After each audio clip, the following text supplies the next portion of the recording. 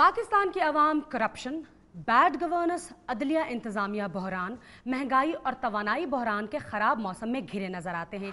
मायूसी के बादल गहरे होते जा रहे हैं जो किसी भी वक्त फट कर बरस सकते हैं।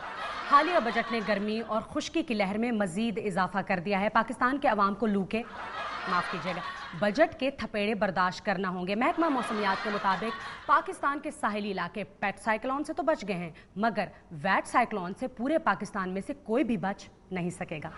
और आखिर में मुख्तलिफ सियासी शख्सियात के दर्जा हरारत।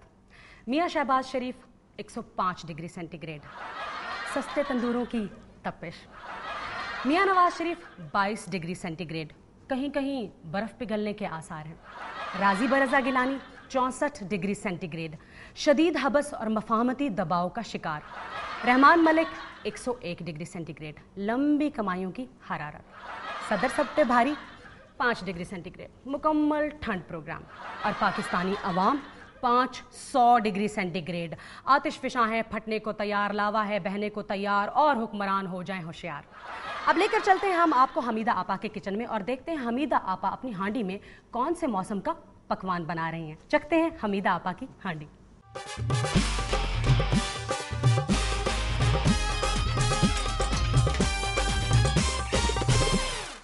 प्यारी बहनों और उनके भाइयों, आदाब। मैं आपकी आपा लिए हाजिर हूँ और आपा आपके लिए हांडी लिए हाजिर। और चमची ये रही। भाई खूब करती हो, यहाँ से वहाँ, वहाँ से यहाँ।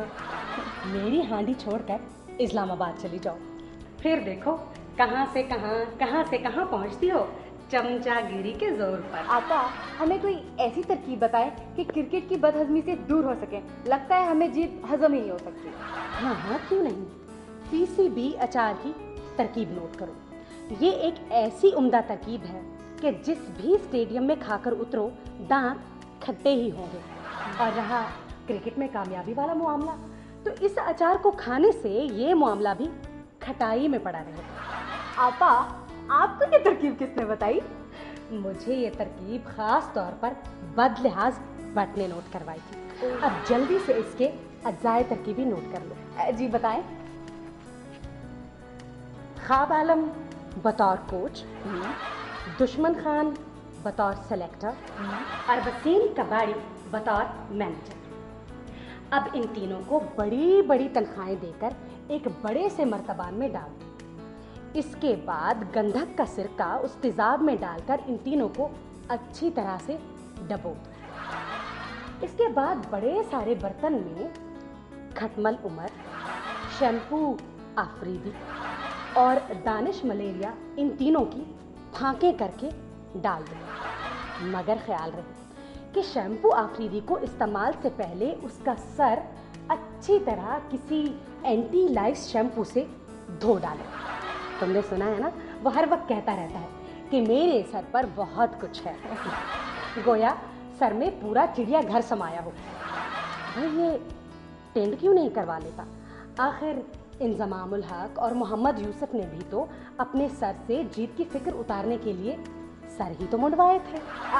आपा आपको तरकीब और टोटके एक साथ ही बता रही हैं। भाई पीसीबी का अचार हो तो सिर्फ टोटके नहीं, जादू टोने की जरूरत भी पड़ सकती है।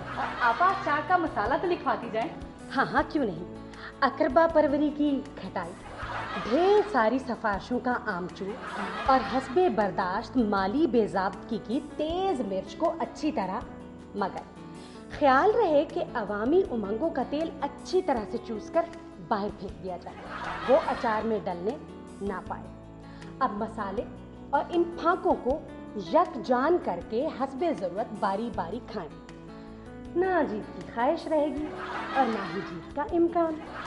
बहुत जल्द हर कप, हर टाइटल और हर ट्रॉफी हमसे छिन जाएगी और बाकी रहेगा तो सिर्फ बदलिहाज भट्ट का आजमूदा पीसीबी अचार। वाह वाह, क्या तरकीब बताई है आपने। बिल्कुल, और क्रिकेट फीवर की सूरत में ये अचार मुकम्मल तौर पर शफा देता है, यानी ग़िज़ा की ग़िज़ा और शफा की शफा।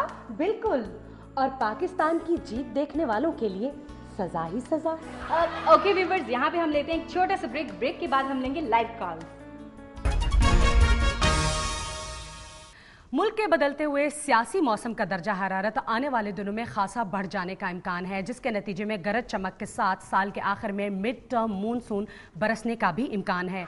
माहिरीन की राय के मुताबिक मिड टर्म मूनसून के नतीजे में आने वाला सैलाब बहुत कुछ बहाकर ले जाएगा। दर्जा हरारत के बढ़ने के जेर असर मियां नवाज शरीफ की बर्फ भी पिघलती हुई नजर आ रही है, जिसके नतीजे में NRO की झील में पानी की सतह खतरनाक हद तक बढ़ सकती है।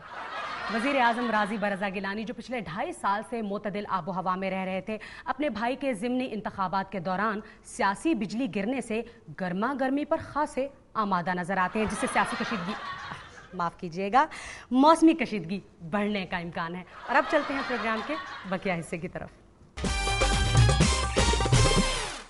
Welcome back viewers. आपा, हमारे साथ है एक कॉलर, आइए उनसे बात करते हैं। हेलो, अस्सलाम वालेकुम। अस्सलाम वालेकुम। वालेकुम अस्सलाम। मुझे आपा हमीदा से बात करनी है। अरे हाँ हाँ, बात कर रही हूँ, बोलो। आपा, आप दिन ब दिन फ्रेश होती जा रही हैं। आपका मेकअप बहुत उम्दा है। आपकी बातें तो बस दिल करता है सुनते ही रहें। आपकी आंखें बहुत रोशन हैं, बस आपके हुस्न जवानी का तो जवाब ही नहीं। जीती रहो, खुश रहो। खुदा तुम्हारे जैसी आंखें सबको लगा दे कि सब ऐसे ही मुझे कॉल करते रहें। आपा प्लीज मुझे लच्छेदार बातें बनानी सिखा दें। आपने पहले भी ये तरकीब बताई थी, मगर उस दिन लोड शेडिंग थी, मैं पूरी नोट ही नहीं कर सकी। भाई, जितनी भी तरकीब तुमने नोट की है उसको खूब इस्तेमाल किया है। बस ये प्रोग्राम देखती रहो, बाकी की तरकीब भी बता दूंगी। बहुत आजमूदा तरकीब है। मेरे फूफा सरकारी अफसर थे, उनसे मुझे मिली, जिसने आजमाई कारगर पाई। कॉल करने का बहुत बहुत शुक्रिया। आपा, वैसे मैं भी आपसे एक बात कहूँ? हाँ हाँ, कहो। आपा, आप वैसे हैं बहुत प्यारी। जीती रहो, खुश रहो, या जैसे चाहो। ओके व्यूअर्स, यहाँ पे हमारे प्रोग्राम का होता है इख्तिताम। अगले हफ्ते फिर मुलाकात होगी। खुदा हाफ़िज़।